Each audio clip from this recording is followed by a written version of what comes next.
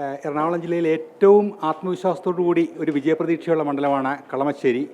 പ്രത്യേകിച്ച് ഇത് ഒരു UDF മണ്ഡലമായാണ് നേരത്തെ കരുതപ്പെട്ടിരുന്നത്. പക്ഷേ കഴിഞ്ഞ തവണ പി രാജീവോടെ മത്സരരംഗത്തെത്തിയോടുകൂടി കളം അങ്ങ് മാറുകയായിരുന്നു. ഇത്തവണത്തെ ഒരു ആത്മവിശ്വാസം വെച്ച് നോക്കുമ്പോൾ നമുക്ക് എറണാകുളം ജില്ലയിലെ മാത്രമല്ല സംസ്ഥാനം ഒട്ടാകെയുള്ള തെരഞ്ഞെടുപ്പിനെ ചുക്കാൻ ഒരു മുതിർന്ന നേതാവെന്ന നിലയിൽ നിയന്ത്രിക്കേണ്ട ആൾ കൂടിയാണ് താങ്കൾ. പ്രധാനമായും എറണാകുളം ജില്ലയിലെയും ഈ പ്രത്യേകിച്ച് കളമശ്ശേരി മണ്ഡലത്തിലെ ഒരു ചിത്രം എങ്ങനെയാണ് പ്രതീക്ഷിക്കുന്നത്? നല്ല ആത്മവിശ്വാസമാണ് എല്ലാവർക്കും ഉള്ളത്. നമുക്ക് ഇലക്ഷൻ നോട്ടിഫിക്കേഷൻ വന്നു, വളരെ പെട്ടെന്ന് തന്നെ സ്ഥാനാർത്ഥികളെ പ്രഖ്യാപിക്കാൻ കഴിഞ്ഞു. ഉടൻ തന്നെ പ്രവർത്തകർ ആവേശകരമായി എല്ലാവരെയും ഏറ്റെടുത്തുള്ള പ്രവർത്തനങ്ങളും ആരംഭിച്ചു കഴിഞ്ഞു.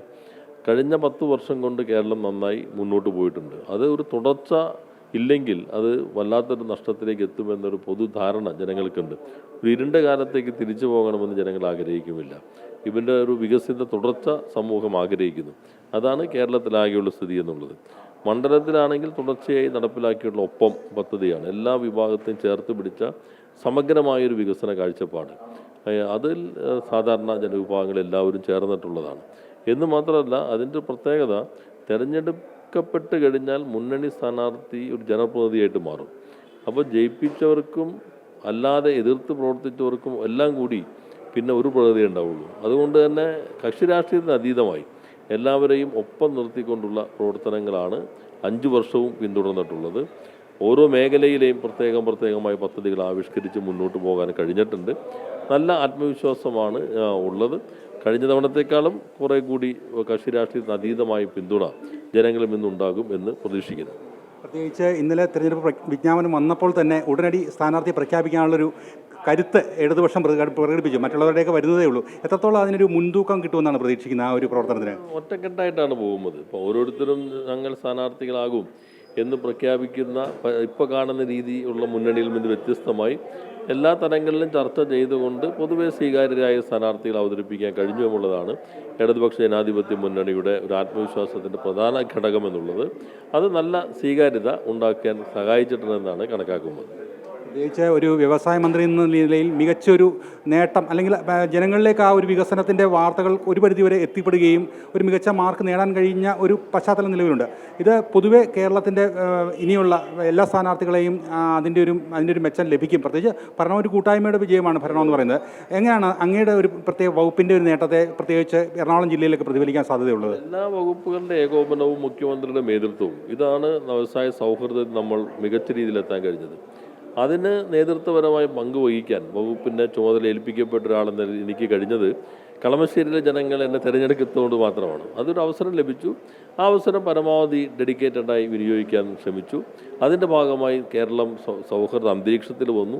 ഇപ്പോൾ നന്നായി ഇൻവെസ്റ്റ്മെൻറ്റ് വരികയാണ്. ഒരു ഒഴുക്ക് തുടങ്ങിയിരിക്കുന്നു. ESG മേഖലയിൽ, IT മേഖലയിൽ റെസ്പോൺസിബിളായിട്ടുള്ള പുതിയ കാല സാങ്കേതികവിദ്യയുമായി ബന്ധപ്പെട്ട വ്യവസായങ്ങളെല്ലാം നന്നായി മൂലധനം വരുന്നുണ്ട്. അപ്പോൾ അത് തടസ്സപ്പെടാൻ പാടില്ല, അത് തുടരണം.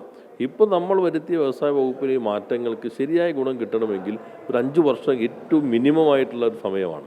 അതുകൂടി ജനങ്ങൾ നൽകാൻ കഴിഞ്ഞാൽ നമുക്ക് കേരളത്തെ ഒരു പ്രധാനപ്പെട്ട ഇൻവെസ്റ്റ്മെൻറ്റ് ഡെസ്റ്റിനേഷനാക്കി മാറ്റാൻ കഴിയും എന്ന് തന്നെയാണ് കണക്കാക്കുന്നത്.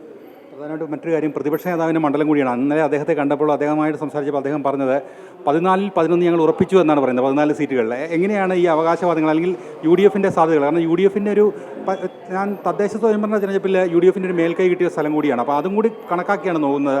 എന്തൊരു രാഷ്ട്രീയത്വത്തിന് എന്ത് മാറ്റങ്ങളായിരിക്കും നിയമസഭാ തെരഞ്ഞെടുപ്പിൽ ഉണ്ടാകുക? ഓരോ തെരഞ്ഞെടുപ്പിലും ആ ഒരു പാറ്റേൺ വ്യത്യസ്തമായിരിക്കും. ലോക്സഭാ തെരഞ്ഞെടുപ്പാകുമ്പോൾ ദേശീയ രാഷ്ട്രീയം വരും, തദ്ദേശ സ്വയംഭരണ തെരഞ്ഞെടുപ്പാകുമ്പോൾ പ്രാദേശികമായിട്ട് രാഷ്ട്രീയമാകും, സംസ്ഥാന തലത്തിലാകുമ്പോൾ സംസ്ഥാനത്ത് നടന്നിട്ടുള്ള കാര്യങ്ങളൊക്കെ ആയിരിക്കും പ്രധാനമായിട്ടും ചർച്ച ചെയ്യപ്പെടുന്നത്.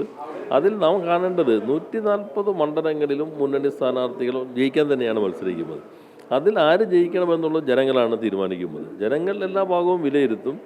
ഒരു മണ്ഡലവും ഇങ്ങനെയാണെന്ന് പറയാൻ കഴിയില്ല. അപ്പോൾ ഇവിടെ ചെയ്തിട്ടുള്ള കാര്യങ്ങളാണ് ജനങ്ങളുടെ മുൻപിൽ ഞങ്ങൾ അവതരിപ്പിക്കുക. അപ്പോൾ അതിന് അനുകൂലമായിട്ടുള്ളൊരു വിധിയെഴുത്തുണ്ടാകുമെന്നാണ് ഞങ്ങൾ പ്രതീക്ഷിക്കുന്നത്. ജനങ്ങൾ ആണ് ഇത് ശരിയായ അധികാരമുള്ള ആളുകൾ. അവർ ആ അധികാരം വിനിയോഗിച്ചുകൊണ്ട് ആരാണ് അവരെ പ്രതിനിധീകരിക്കേണ്ടത് തീരുമാനിക്കുമ്പോൾ ഞങ്ങൾക്ക് അനുകൂലമാകും എന്നാണ് ഞങ്ങൾ കണക്കാക്കുന്നത്. ഒരു കാര്യം കൂടി അവസാനമായിട്ട് ചോദിക്കുന്നത്, പ്രത്യേകിച്ച് ഇന്ന് G. സുധാകരന് കൈകൊടുക്കാൻ കോൺഗ്രസ് തീരുമാനിച്ചിരിക്കുകയാണ്. അത് ഇത്തരത്തിലുള്ള രാഷ്ട്രീയ മാറ്റങ്ങളൊക്കെ തിരഞ്ഞെടുപ്പിനെ ബാധിക്കുന്നൊരു പശ്ചാത്തലം ഉണ്ടാവുമോ? അതെല്ലാം ജനങ്ങൾ കണ്ടുകൊണ്ടിരിക്കുന്ന കാര്യങ്ങളാണല്ലോ. ഓരോ ഘട്ടത്തിലും അത്തരത്തിലൊക്കെ പോകുമ്പോൾ അതോടുകൂടി അതുവരെയുള്ളതെല്ലാം ചരിത്രം റദ്ദാക്കപ്പെടുകയല്ലേ. അത് പോകുന്ന ആളുകൾ തന്നെയാണ് ആലോചിക്കേണ്ടത്. അങ്ങനെയുള്ള ആളുകൾ മാത്രം കരുതിക്കൊണ്ടാണല്ലോ വിസ്മയങ്ങൾ നോക്കിക്കൊണ്ടിരിക്കുന്നത്.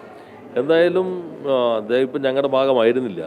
അതുകൊണ്ട് തന്നെ മറ്റ് നടപടിയിലേക്കൊന്നും പോകുന്നില്ല. ഇടതുപക്ഷ ജനാധിപത്യ മുന്നണിക്ക് വലിയൊരു വൈകാരിക തലമുള്ള ഇടമാണ് ആലപ്പുഴ. അപ്പോൾ അതിനെതിരെ ഒരു വെല്ലുവിളി എപ്പോഴെങ്കിലും വന്നാൽ ഒറ്റക്കെട്ടായി തന്നെ അവിടുത്തെ പാർട്ടി ഒരു ശരീരം പോലെ ഉയർന്നെഴുന്നേൽക്കും. അപ്പോൾ അത് ഇത്തരം അനുഭവങ്ങൾ കുറേ കൂടി ഒരു ആവേശകരമായ പ്രവർത്തനത്തിനായിരിക്കും ആലപ്പുഴ പോലെയുള്ള ഒരു ചരിത്രമുള്ള പോരാട്ടങ്ങളുടെ ത്യാഗനിർഭരമായ ചരിത്രമുള്ള ജില്ലയിലെ പാർട്ടി പ്രവർത്തകർ എടുക്കുക എന്നാണ് ഞാൻ കണക്കാക്കുന്നത്. എന്തായാലും വളരെയധികം സന്തോഷം. എല്ലാവിധ വിജയ ആശംസകൾ ഈ ഘട്ടത്തിൽ നേരുകയാണ്.